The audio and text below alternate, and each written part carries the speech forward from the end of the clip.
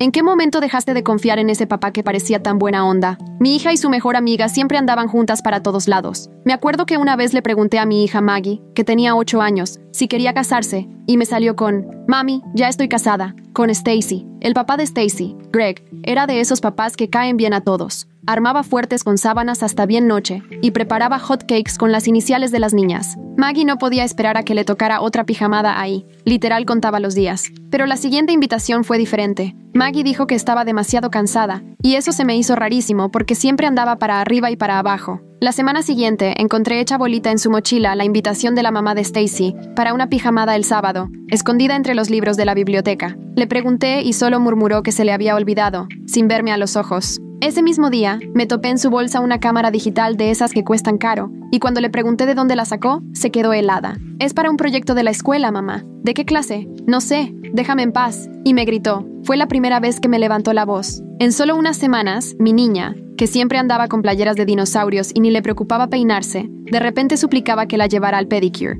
Me preguntaba si era bonita y se volvía loca con las cremas perfumadas del súper. Un día se quedó un buen rato frente al espejo viéndose, y cuando le pregunté qué hacía, solo me dijo: «Estoy viendo si me veo bien». Tenía 8 años. Cuando la mamá de Stacy habló para preguntar por la pijamada del viernes, Maggie escuchó y se puso a llorar tan feo que ni podía respirar. Corrió a su cuarto y azotó la puerta. El lunes siguiente, saliendo de la escuela, todo fue distinto. Greg saludó desde el estacionamiento como siempre, gritando: «Hola, Maggie», y mi hija me apretó tan fuerte la mano que hasta me dejó marcadas las uñas, escondiéndose, temblando atrás de mí. Ya en el coche, se la pasaba revisando los espejos por si el coche de Greg venía detrás. Tampoco quería ponerse su playera favorita de dinosaurio, la misma que usaba mínimo 2 veces a la semana, diciendo que tenía que verse grande porque ya era casi adulta. Y de la nada, empecé a notar que tenía dinero en su alcancía, billetes que no podía explicar. «Me los encontré», decía, pero no tenía sentido. Una niña de 8 años no se encuentra $50 así porque sí. Mi esposo y yo le preguntamos con toda la calma si el señor Greg le había hecho algo,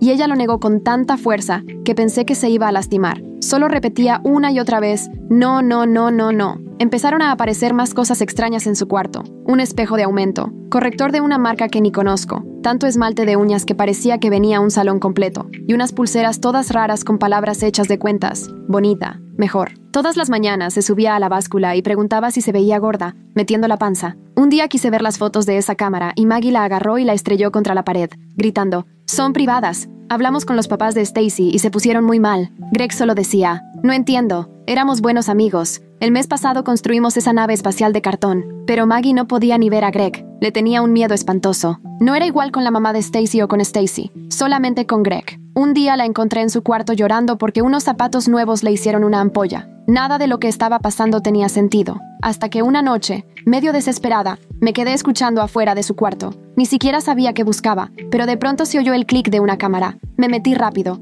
«Mami, perdón, no te enojes». Sentí el estómago hecho nudo. Ahí estaba mi hija, sentada en el suelo, tomándose fotos superposadas de sus pies. Corrí y la abracé mientras lloraba en mi pecho. «Greg me dijo que tú y papá necesitaban dinero, que esto iba a ayudar. Perdón por haberte contestado feo, mami». Ya no quería ser fea. Se me rompió el corazón y ahí fue cuando me entregó la cámara. Era otra nueva. Lo que vi en esas fotos fue peor de lo que me pude imaginar. Me temblaban tanto las manos que apenas podía sostenerla mientras Maggie se pegaba a mí, temblando. Había un montón de fotos de sus pies, uñas pintadas, los tobillos acomodados, como de comerciales que salen en internet, pero eran los pies de mi hija de 8 años. Mi esposo entró corriendo y con solo verme la cara, yo le hice señas de «llama al 911», sin que Maggie lo notara porque seguía llorando en mi camisa. Él fue por el teléfono y marcó al pasillo, mientras yo no soltaba a Maggie y la abrazaba más fuerte. La persona del 911 lo pasó a una línea especial para niños, y todo el tiempo Maggie no paraba de pedirme perdón. Nos dijeron que no contactáramos ni le avisáramos a Greg para no echar a perder la investigación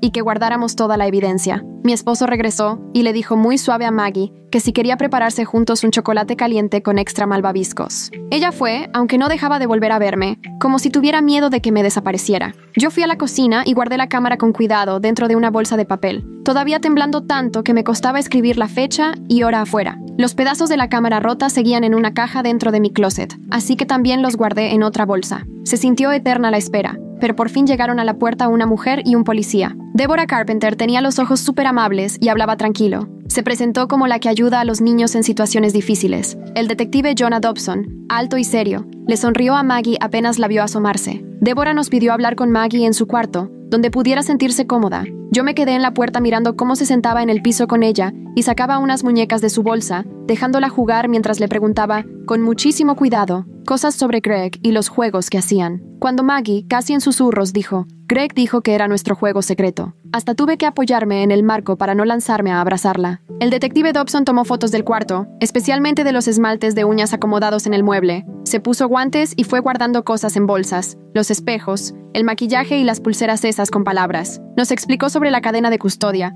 y lo importante que era para demostrar lo que le había pasado a Maggie. Esa primera noche fue la peor porque Maggie no se nos despegaba ni un segundo. Dormía entre mi esposo y yo, y cada hora se despertaba llorando solo para asegurarse de que seguíamos ahí. No paraba de susurrar, no dejen que venga Greg, y nosotros le repetíamos una y otra vez que él ya no podía hacerle daño. Al día siguiente, Débora llegó con una carpeta llena de papeles sobre algo llamado Centro de Atención a la Infancia. Nos explicó que era un lugar diseñado especialmente para niños, donde Maggie podría dar su testimonio en una entrevista grabada. Así no tendría que revivir todo una y otra vez. El lugar estaba lleno de juguetes y cuartos cómodos. Nada que ver con una estación de policía. Mientras mi esposo preparaba el desayuno de Maggie, llamé a la escuela y les expliqué que teníamos un tema de seguridad para la salida. El director ni preguntó, solo dijo que iban a tomar nuevas medidas y que el nombre de Greg quedaría bloqueado en el sistema. Mi esposo también habló con su jefe para poder trabajar desde casa las siguientes semanas y así no dejar nunca sola a Maggie. Cambiamos las reglas en la casa. Ahora, durante el baño, la puerta se quedaba tantito abierta y todos los electrónicos debían estar en la sala, a la vista de todos. Maggie no se despegaba de mí ni un minuto, aunque solo fuera a la cocina por un vaso de agua. Le hicimos un nido de cobijas en el suelo de nuestro cuarto para que tuviera dónde dormir si se sentía nerviosa. El pediatra que nos recomendaron fue muy comprensivo. Mientras revisaba a Maggie, una enfermera le tomaba la mano,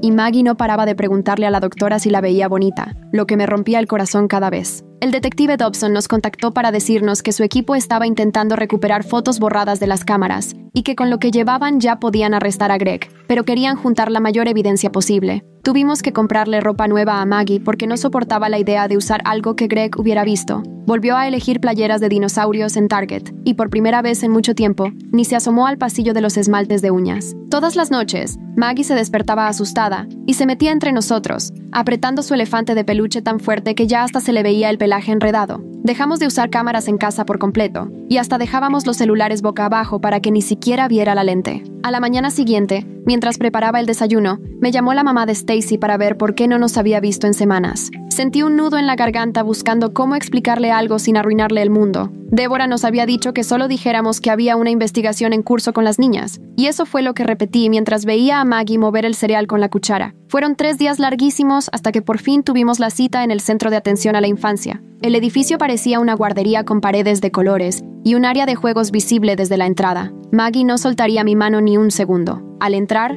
una mujer de cabello oscuro y sonrisa cálida se nos acercó. Se agachó para hablarle directo a Maggie y se presentó como Nora Santiago, preguntándole por el elefante de peluche que llevaba. Nora nos llevó a un cuarto que parecía la sala de una casa, con sillones cómodos y juguetes por todos lados. Nos dijo que iba a platicar con Maggie en un cuarto especial, mientras nosotros esperábamos ahí mismo. Maggie nos volteó a ver 3 veces antes de animarse y seguir a Nora por un pasillo lleno de dibujos de niños. Mi esposo y yo nos quedamos sentados frente a un acuario donde los peces amarillos y azules daban vueltas y vueltas. Ni las revistas sobre la mesa ni la tele con caricaturas lograban distraernos. Cada rato uno revisaba el reloj, y la espera se hizo eterna hasta que Nora volvió, sin Maggie, para avisarnos que nuestra hija seguía jugando en otro cuarto. Se sentó frente a nosotros para aclarar que no podía darnos detalles por el tipo de investigación, pero confirmó que Maggie había contado cosas preocupantes y que todo estaba grabado, así que ya no tendría que estar repitiendo lo mismo ante cada autoridad. Al salir, el detective Dobson nos estaba esperando en el estacionamiento para recoger los pedazos de la cámara que yo llevaba en una caja de zapatos.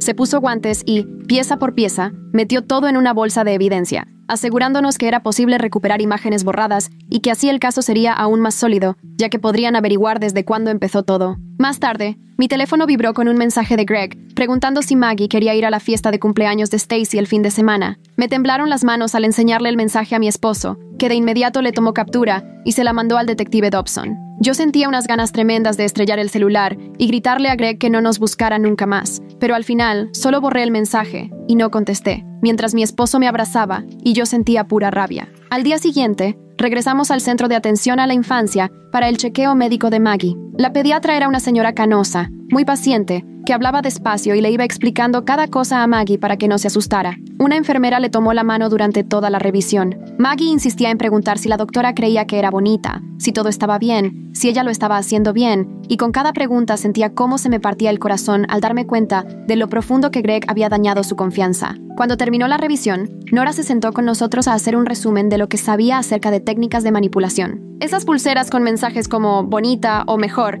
eran parte de las tácticas usadas para que los niños se sintieran especiales y grandes. Los productos de belleza y los espejos servían para que Maggie se obsesionara con verse de cierta manera. El dinero era una paga, sí, pero también la hacía sentir que estaba haciendo algo importante para la familia. 2 días después, mientras Maggie tenía cita con la terapeuta de juego, el detective Dobson nos avisó que ya tenían la orden del juez para catear la casa de Greg y sus aparatos electrónicos. La policía iría en la tarde y la familia de Stacy se enteraría de todo. Nos había advertido que seguramente intentarían buscarnos tan pronto se enteraran de lo que estaba ocurriendo. Y sí, justo a las 3 vi en la pantalla el número de la mamá de Stacy. Su voz se quebraba entre sollozos mientras me contaba que la policía estaba dentro de su casa, que se habían llevado a Greg a la estación. No dejaba de repetir que tenía que tratarse de un error, que Greg jamás lastimaría a nadie, mucho menos a Maggie, a quien veía como su propia hija. Pero noté la duda colándose en su voz cuando lo dijo. Le expliqué que no podía hablar del tema por la investigación, y terminé la llamada mientras ella seguía llorando. No dejé de temblar el resto del día, revisando cerraduras una y otra vez en puertas y ventanas. 3 días después, llevamos a Maggie a su primera cita con la psicóloga,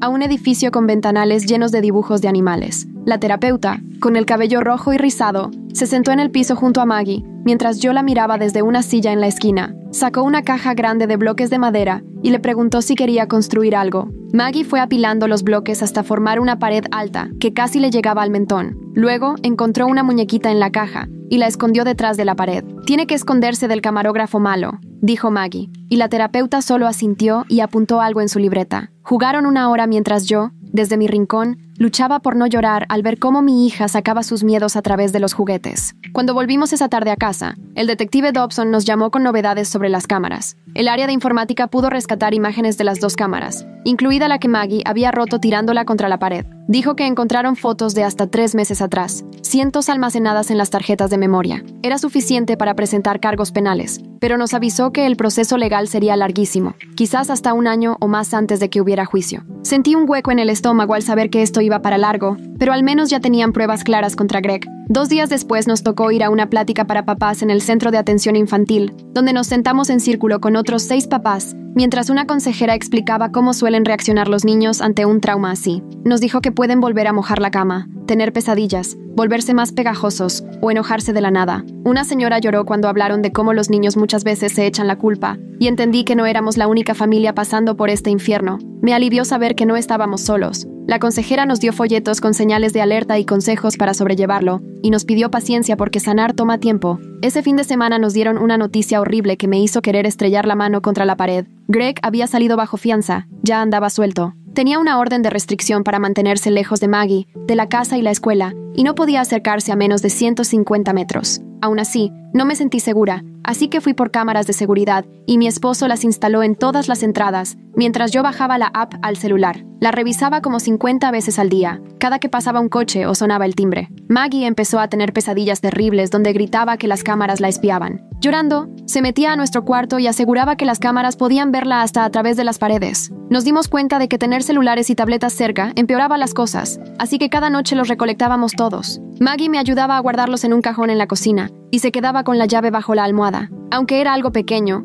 le dio cierta sensación de control sobre las cámaras en casa. Como 2 semanas después de que Maggie habló con la gente del centro, el detective Dobson volvió a llamar con más información. Resulta que otra familia se acercó porque su hija, después de ir a casa de Greg, se comportaba raro, tenía accidentes y lloraba cada vez que intentaban tomarle la foto para el anuario. La niña apenas tenía 6 años. La investigación creció porque ahora buscaban si Greg había dañado a más niños. Por un lado me dio pánico pensar que había más víctimas, pero también alivio porque tal vez ahora sí nos iban a creer. Días después, Debra habló para decirme que la mamá de Stacy quería que las niñas se vieran. Se mudó con Stacy a casa de sus papás al otro lado de la ciudad y proponía que se reunieran, bajo supervisión, en el centro, donde estuvieran seguras. Cuando le pregunté a Maggie si quería ver a Stacy, puso cara seria y empezó a pellizcarse las uñas. ¿Y si está enojada porque le conté todo lo de su papá?, preguntó. Le aseguré que Stacy no estaba enojada y que extrañaba mucho a su amiga, pero Maggie seguía asustada. Decidimos intentarlo igual porque la terapeuta dijo que podría ayudarles a las dos. La cita fue la siguiente semana en un salón del centro, un espacio especial con juegos y material para pintar. Debra y la terapeuta estaban sentadas en unas sillas,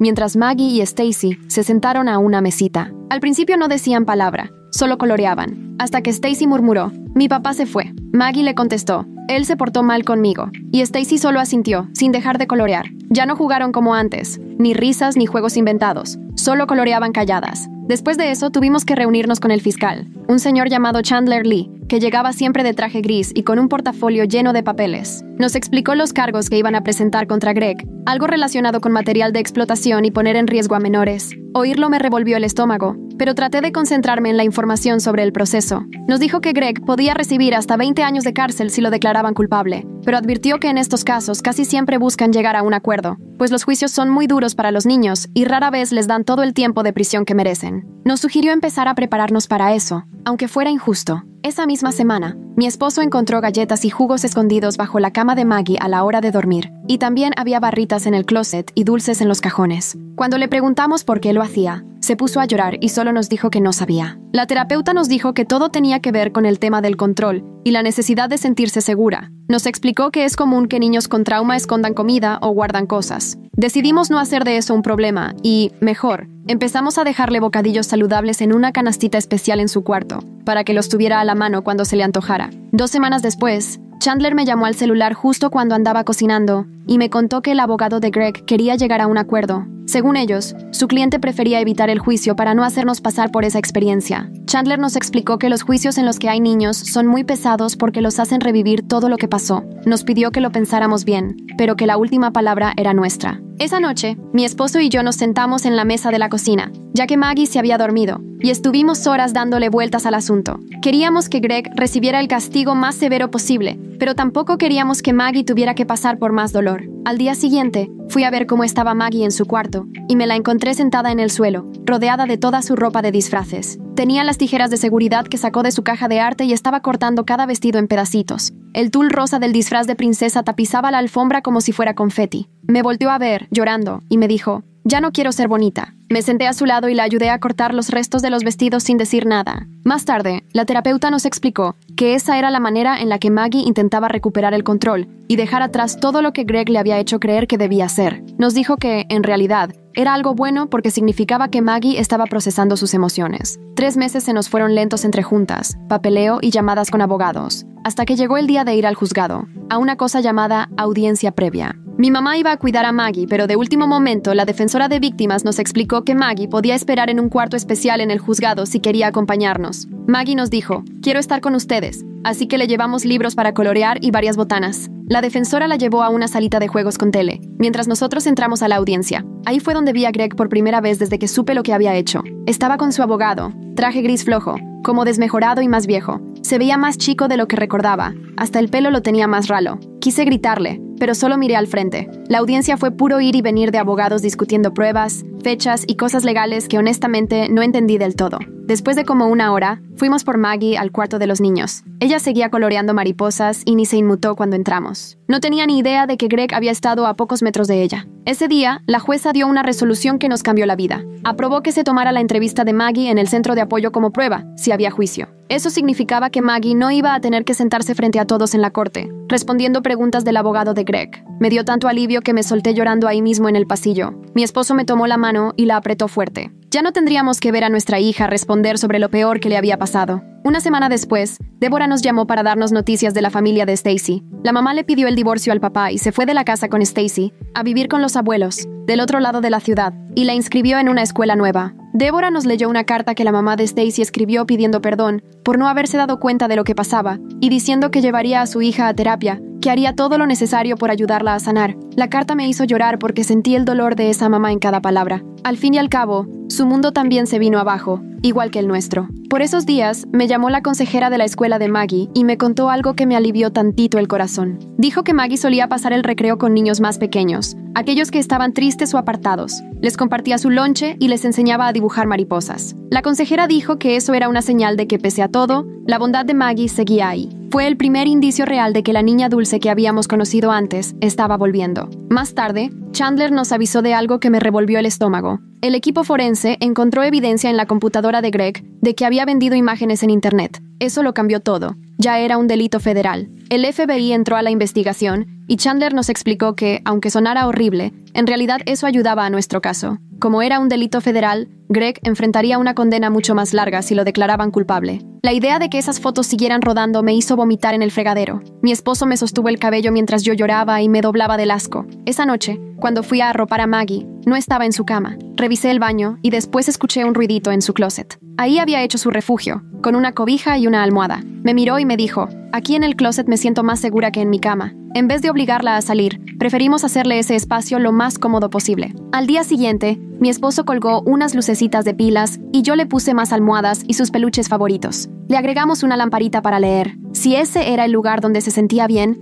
ahí dormiría. 2 días después, nos llamó un abogado diciendo que los papás de Greg querían vernos. Ofrecían mucho dinero si aceptábamos pedirle a la fiscalía que bajara los cargos, que cubrirían todas las terapias y los gastos médicos de Maggie, además de una compensación extra. Mi esposo colgó sin siquiera consultarme. No hay dinero que valga para ayudar a Greg a eludir lo que hizo. Le hablamos enseguida a Chandler para contarle y nos dijo que, obvio, eso solo confirmaba que sabían que Greg era culpable. Ya habían pasado 4 meses desde aquella noche tan horrible en que encontré a Maggie con la cámara. Nos fuimos adaptando a la nueva rutina. Terapia 2 veces por semana. Seguimiento con Debra. Maggie seguía durmiendo en su closet y no usaba nada que le recordara antes. Hasta que esa mañana, ya listos para ir a terapia, salió de su cuarto con algo que no veía desde hacía meses. Su camiseta de dinosaurio, la que se ponía un montón, la que tenía escondida hasta el fondo del cajón. Me miró nerviosa, como pidiendo mi permiso. Tuve que darme la vuelta para que no me viera llorar, pero ahora de alegría. La terapeuta alcanzó a ver que me secaba las lágrimas y solo me hizo una seña discreta,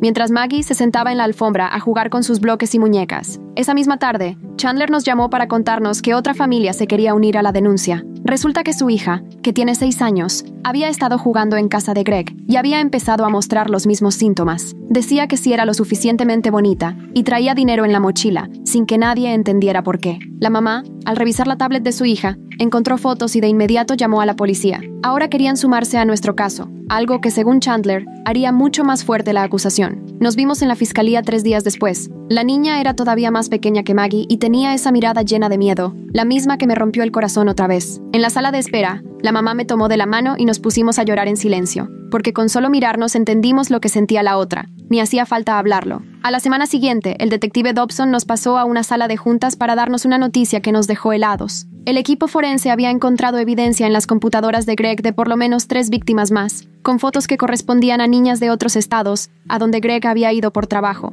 Por eso, la investigación ya se estaba extendiendo a más lugares, y el FBI tomó partes del caso. En cuanto eso sucedió, a Greg le quitaron la libertad bajo fianza, porque lo consideraban riesgo de fuga con víctimas en varios estados. Cuando supimos que regresaría a la cárcel, mi esposo levantó el puño emocionado, pero a mí solo me quedó un vacío en el estómago, de pensar en todos los niños que había lastimado. Esa semana, en la terapia, pasó algo nuevo. La terapeuta llevaba tiempo esperando que sucediera. Maggie estaba jugando con carritos, cuando de pronto aventó uno contra la pared y gritó que odiaba a Greg y que quería que desapareciera para siempre. Pateó la casita de muñecas y empezó a lanzar cojines mientras la terapeuta solo observaba, y al final nos dijo que esto, aunque difícil, era muy buen señal, porque Maggie por fin estaba sintiendo y expresando coraje, ya no solo miedo o vergüenza. Explicó que ese cambio, de estar asustada a estar enojada, quería decir que Maggie empezaba a entender que nada de lo que pasó era su culpa y que tenía derecho a sentirse así. 2 semanas después, Debra nos propuso que fuéramos a un grupo de apoyo para familias afectadas por explotación infantil. Yo no estaba convencida de contarle nuestra historia a desconocidos, pero al final lo intentamos. Nos reunimos en el sótano de una iglesia, rodeados de unas 15 familias más. Mientras los adultos platicábamos formando un círculo,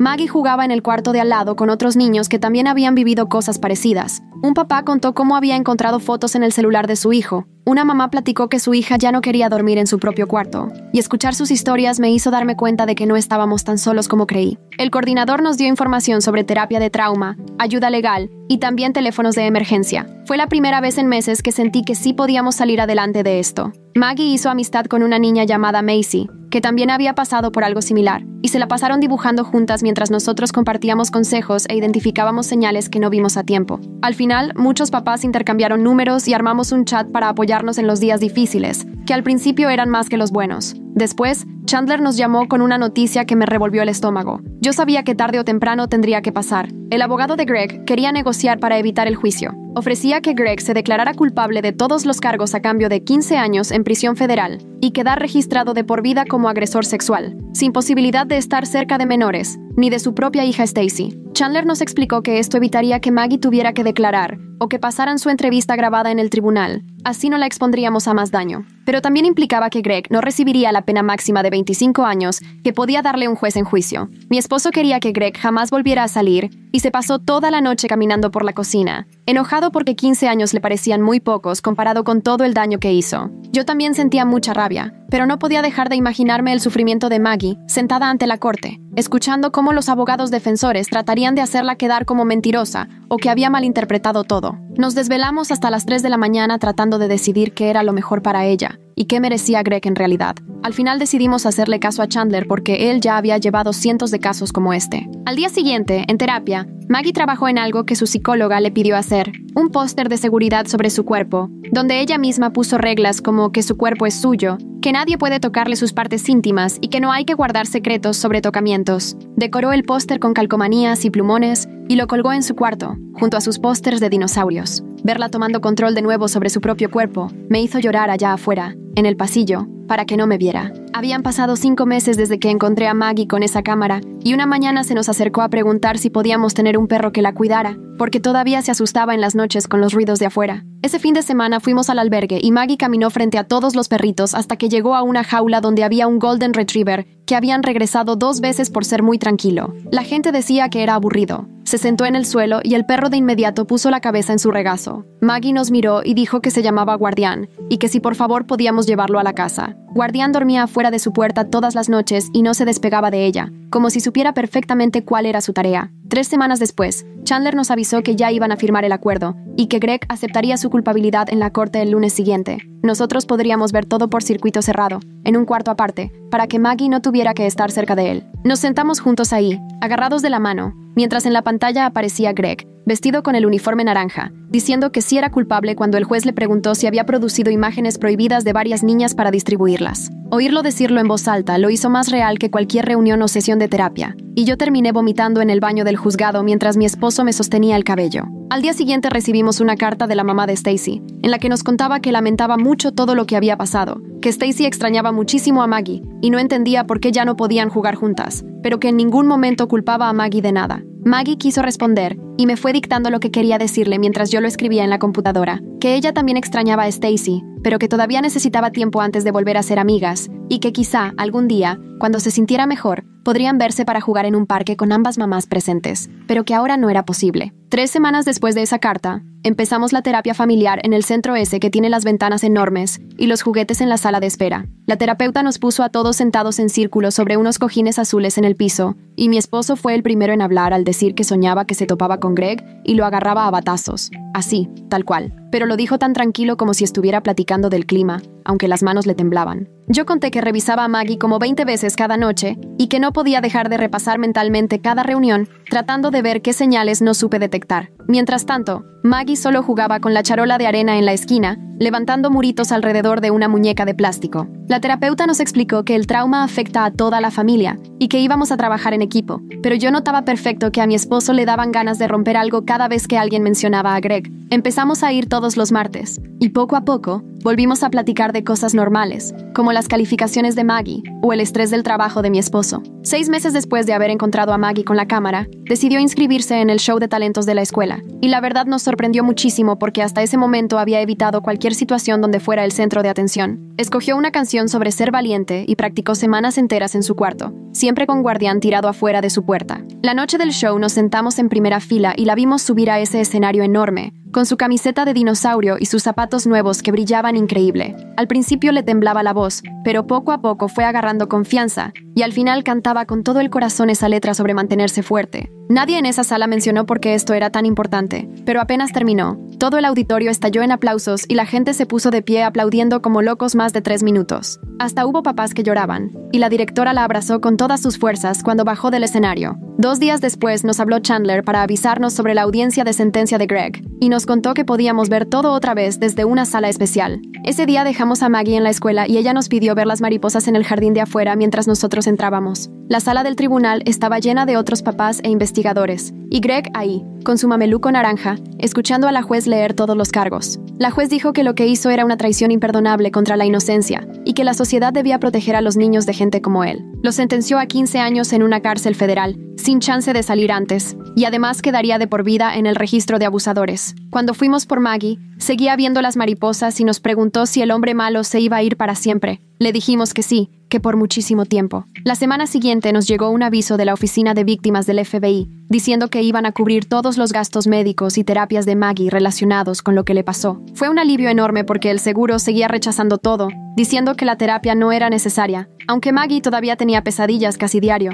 Ese apoyo significaba que podríamos seguir llevándola con la terapeuta buena, la que sí sabe sobre trauma, y no con la que al seguro se le antojara asignar. Una vez, en una sesión, la terapeuta de Maggie sacó unas hojas especiales y plumones para que Maggie le escribiera cartas a su yo de antes. Maggie empezó a escribirle a la niña que fue, diciéndole que nada de lo que pasó fue su culpa y que ella no tenía la culpa de nada. Llenó las cartas de dinosaurios de un lado y mariposas del otro, y la terapeuta nos dijo que eso mostraba que Maggie estaba empezando a unir las dos partes de sí misma. Cada semana escribía una carta nueva y las decoraba con calcomanías y brillantina. 7 meses después del inicio de todo, Maggie preguntó si podíamos ir a comprar ropa nueva porque ahora quería escogerla ella sola. Fuimos a Target y se la pasó 1 hora revisando todo, tocando telas diferentes y probándose blusas en el espejo. Eligió 3 playeras de dinosaurio, un par de tenis con brillantina y un vestido lleno de mariposas. Ya en la caja dijo que solo quería ropa que se sintiera como ella, y no como lo que otros querían que usara. Esa misma semana, recibimos la notificación formal de que el tribunal ordenó vender la casa, los coches y los ahorros de Greg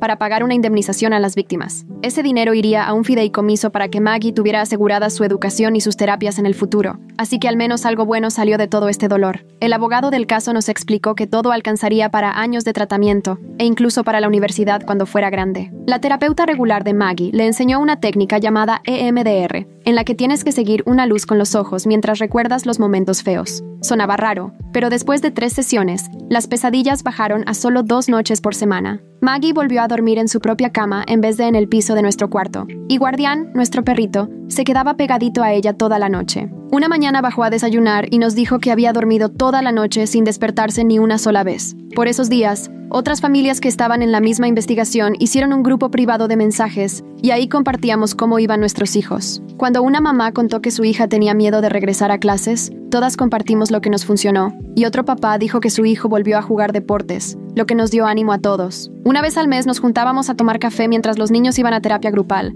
y la verdad ayudaba a saber que no estábamos solos en este relajo. 8 meses después de esa horrible noche de la cámara, Maggie me pidió si podía hacer una fiesta de cumpleaños e invitar a niños de la escuela. No había querido estar con nadie fuera de la terapia grupal desde entonces, así que esto era enorme. Quería una fiesta de dinosaurios y me preguntó si podía ser en el parque con los juegos grandes. Nos pusimos a organizar todo. Maggie hizo la lista de 10 niños, eligió platos y vasos de dinosaurios y hasta quiso ayudar a hacer el pastel. Tenía que ser de chocolate y con mucho betún verde. El día de la fiesta llegó más rápido de lo que pensé. Pasé la mañana colgando serpentinas verdes y mi esposo poniendo las mesas en el patio. Maggie ayudó a ponerle el betún al pastel con toneladas de crema verde y llenó todo de dinosaurios de plástico mientras Guardián la vigilaba desde la puerta. Como a las 2 empezaron a llegar los coches y los niños entraban corriendo al patio, todos emocionados con sus regalos envueltos y sus playeras de dinosaurio, justo como Maggie había pedido en las invitaciones. Ella se quedó un momento en la puerta, medio dudando, pero luego salió disparada a recibirlos. Y fue entonces cuando vi que por fin, después de tanto tiempo,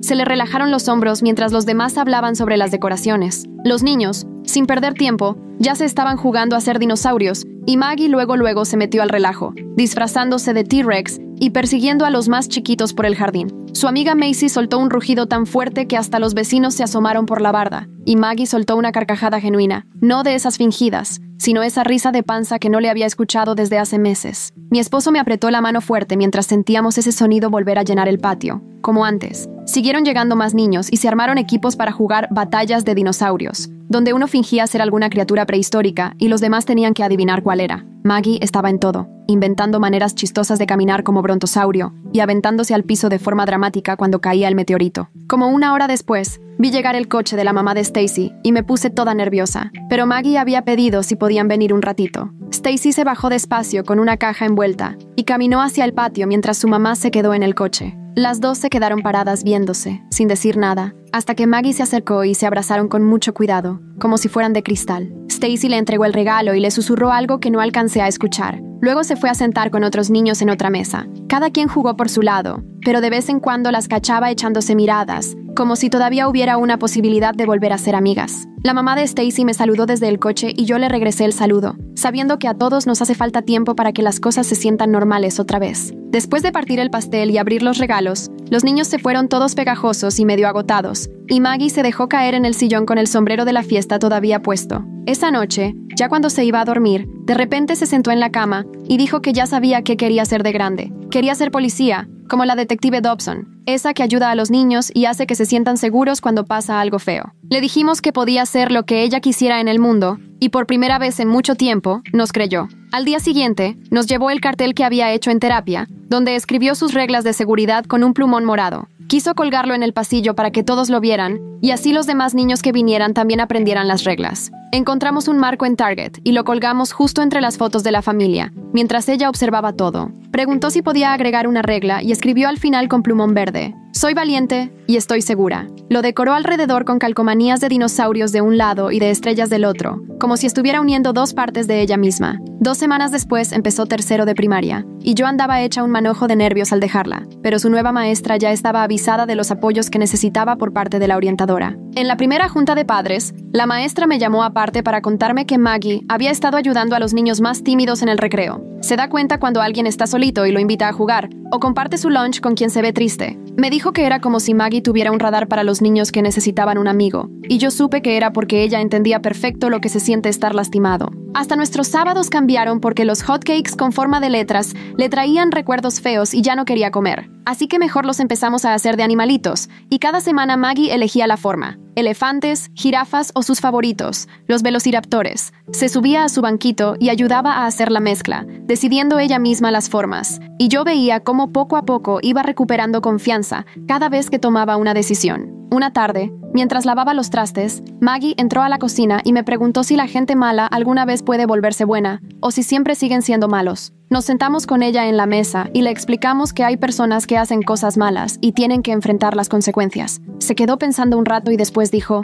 "Greg tiene que estar en tiempo fuera mucho rato, porque lo que hizo estuvo muy mal". Con una simpleza tremenda, Maggie entendía lo esencial de la justicia desde los ojos de una niña de 8 años, intentando acomodar algo enorme en su cabeza. Todas las noches la arropaba en su cama, con su peluche guardián cuidándola a los pies. Me abrazaba fuerte y me decía: "Te quiero más grande que todos los dinosaurios juntos, hasta los grandototes". No estábamos 100% bien, y quizá nunca íbamos a ser igual que antes, pero íbamos saliendo adelante juntos, un día por vez. Cada mañana poco a poco se sentía más ligera que la anterior, y, por ahora, con eso tenía que bastar. Ese es el aprendizaje de la historia de hoy. Ojalá te sirva de algo y te lo puedas guardar para cuando lo necesites. Si quieres más consejos y lecciones dentro de historias, suscríbete y siempre vas a estar un pasito adelante.